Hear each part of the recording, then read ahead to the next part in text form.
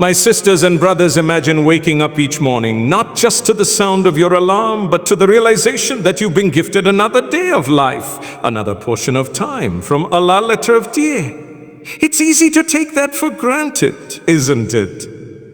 We wake up, stretch, maybe check our phones, and jump straight into the hustle. But what if I told you that every tick of the clock is a piece of divine trust? You see, time isn't just something we pass, it's something we are entrusted with. And like every trust from Allah, it will be questioned. When we stand before Allah on the Day of Judgment, one of the first things we'll be asked about is how we spent our time. Not just our wealth, not just our prayers, but our time. That alone should shake us awake, because time is life. And once a moment passes, it never comes back. It doesn't pause, it doesn't rewind, and it doesn't wait for anyone. That's why recognizing time as an amana, a sacred trust, is the foundation of managing it effectively as a Muslim. The Prophet Muhammad ﷺ said that there are two blessings that many people are deceived about: health and free time. It's a profound hadith. We tend to notice blessings only after they're gone. We only recognize the value of health when we fall ill. We only understand the worth of time when we feel it slipping through our fingers, when regret kicks in, when a deadline looms, or when we realize we've spent years chasing things that don't really matter. So how do we start treating time as a trust? First, by becoming aware. By realizing that this moment, right here, right now, is a gift. You didn't earn it. You didn't buy it. It was given to you. And because it was given to you, it must be returned. And when we return something to its owner, we are questioned about how we handled it. That's the gravity of it. And let's be honest, we live in a world of noise and distraction. Notifications, entertainment, endless scrolling, binge watching, and conversations that lead nowhere. Days fly by, and yet we feel like we've accomplished nothing. Why? Because we're not living aware. We're not intentional with our time. When we forget that time is a trust from Allah, we begin to misuse it. And when we misuse it, we start feeling empty. Because deep inside, the soul knows it was created for more than wasting hours. But the beauty of Islam is that it gives us a framework to honor time. The 5 daily prayers, for instance, are more than rituals. They're divine checkpoints. They break our day into manageable segments. They remind us that no matter how busy we get, there's a higher purpose we're returning to. And when you start seeing Salah not as an interruption, but as a realignment, your entire approach to time begins to change. You begin to see time not just as something to manage, but as something to invest. Because, you see, time management in Islam is not about squeezing more into your schedule. It's not about being busier, it's about being more meaningful. It's about using your time to build a life that pleases Allah, benefits others, and brings you closer to your true purpose. And that doesn't mean you can't rest or relax. Islam doesn't ask us to be machines, it asks us to be mindful. Even something as simple as sleeping or eating can become acts of worship, if done with the right intention. That's the power of being aware of the trust you carry. Suddenly, time spent with your family becomes an act of reward.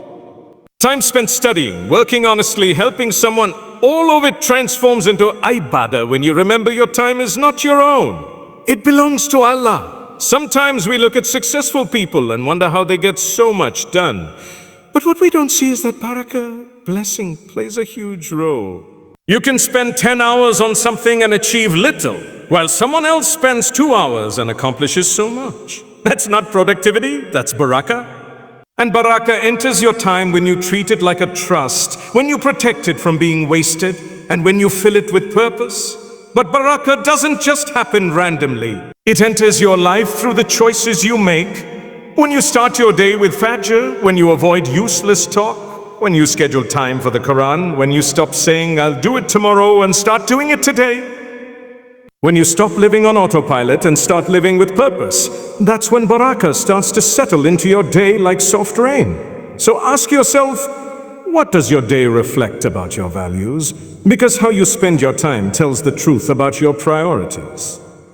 You may say your deen is important to you, but if hours go by without a glance at the Quran or a moment of dhikr, the reality speaks louder than words. You may say your family matters, but if they always come last on your list, that's a sign too.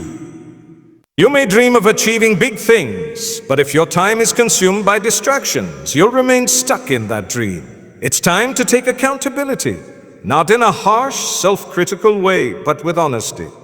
If you were to meet Allah today, would you be happy with how you've spent your minutes, your hours, your years? Would you feel confident that you didn't waste the amana you were given? Or would there be regret? Regret for the days spent aimlessly, for the opportunities missed, for the people you could have helped, for the prayers you delayed, for the books you never opened, for the words you never said. But the beautiful truth is, it's not too late. If you're breathing right now, it means Allah is still giving you time. That means the trust is still in your hands. That means you can still change. You can still choose what your next hour will look like. You can still turn a wasted life into one filled with purpose. That's the mercy of our Rabb. And remember, it doesn't require massive overnight transformation. Even small, sincere efforts to value your time are deeply beloved to Allah. A few minutes of Quran daily, choosing dhikr over scrolling, giving time to your parents, offering an extra rakah, smiling at someone. These may seem small, but in the sight of Allah, they are mountains. Especially when done with sincerity and consistency. The world will always demand your time. There will always be something urgent, something important, something impressing.